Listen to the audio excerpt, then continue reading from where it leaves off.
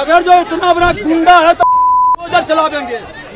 बिहार चुनाव का माहौल इस वक्त पूरी तरह गरमाया हुआ है और ये गर्माहट अब सड़कों पर भी दिखने लगी है। आज हम बात करने वाले हैं एक ऐसी घटना की जिसने पूरे बिहार की राजनीति में हलचल मचा दी है। उप मुख्यमंत्री विजय कुमार सिन्हा की गाड़ी पर हमला, आरजेडी कार्यकर्ताओं का गुस्सा, बुलडोजर वाले बयान और फिर चुनाव आयोग का एक्शन, ये सब कुछ बिहार चुनाव को एक नया मोड़ दे रहा है। तो क्या हुआ था, किसने कहा और अब आगे क्या हो सकता है, चलिए सब कुछ विस्तार से जानते हैं। नमस्कार, मेरा नाम है निशांत मिश्रा और आप देख रहे हैं एनडीटीवी इंडिया। बिहार चुनाव ये सिर्फ एक चुनाव नहीं, इस बार ये जंग बन चुका है और इस जंग की एक ऐसी तस्वीर सामने आई है जिसने सभी को चौंका कर रख दिया है।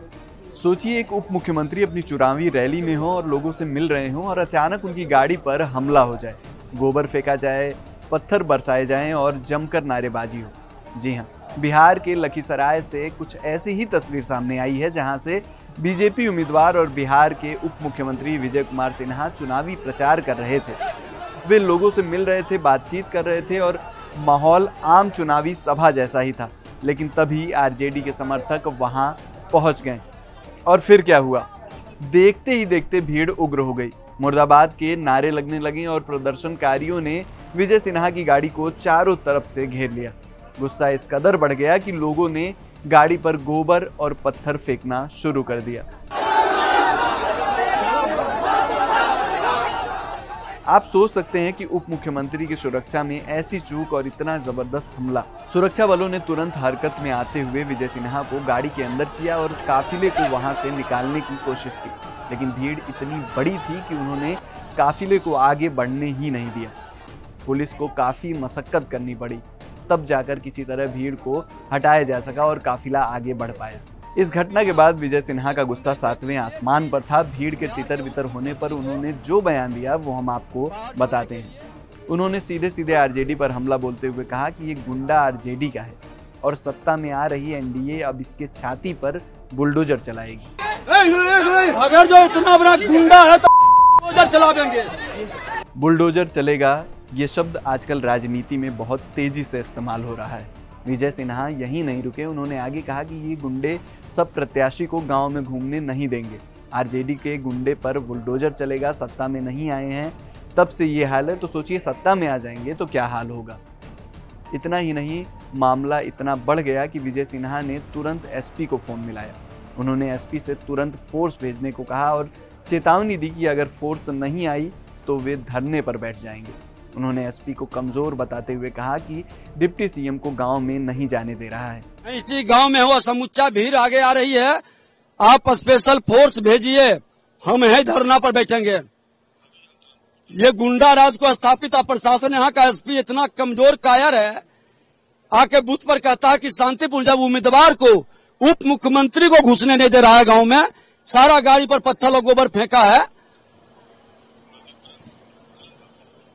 सर क्या हुआ था, गाड़ी में पथराव, चप्पल फेंके जा रहे थे आपके? ये गुंडा राजद का गुंडा है और सत्ता में आए बिना इसके गुंडे देख लीजिए कि बिहार के उप मुख्यमंत्री को बाहर जाने के लिए किस तरह से विरोध प्रदर्शन कर रहा है।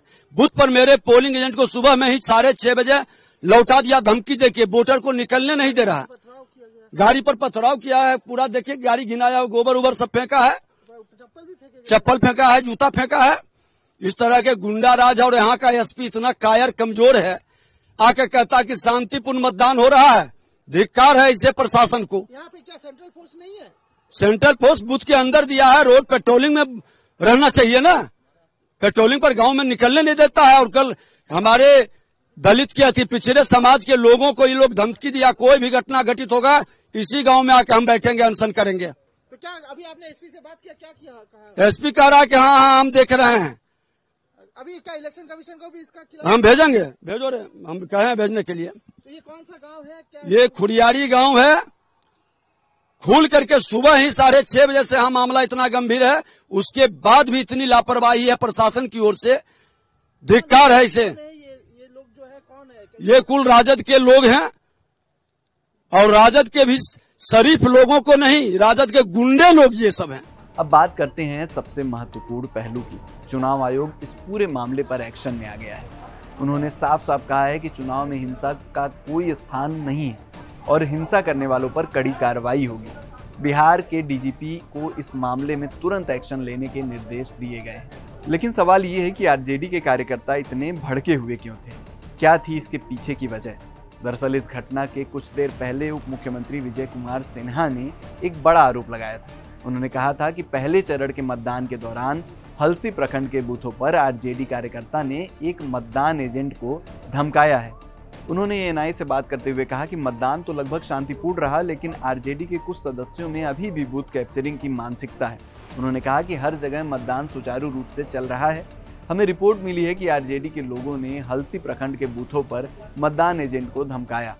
आरजेडी के लोगों में अभी भी बूथ कैप्चरिंग की मानसिकता है, लेकिन असली मालिक जनता है। हम ये सुनिश्चित करेंगे कि असली वोट डाले जाएं। चुनाव आयोग भी यही चाहता है। ये घटना सिर्फ एक हमला नहीं, बल्कि ये बिहार चुनाव की बढ़ती हुई कड़वाहट और तनाव को दिखाती है। एक तरफ जहां नेता अपनी जीत सुनिश्चित करने में लगे हैं, वहीं दूसरी तरफ कार्यकर्ता और समर्थक भी पूरी तरह से इमोशनल हो चुके हैं। अब देखने वाली बात ये होगी कि चुनाव आयोग इस मामले में क्या कार्रवाई करता है। क्या हिंसा करने वालों पर सख्त एक्शन लिया जाएगा? क्या विजय सिन्हा के बुलडोजर वाले बयान पर कोई प्रतिक्रिया आएगी? और क्या ये घटना आने वाले चरणों के मतदान पर कोई असर डालेगी? इस पर आपकी क्या राय है, हमें कमेंट बॉक्स में ज़रूर बताइए।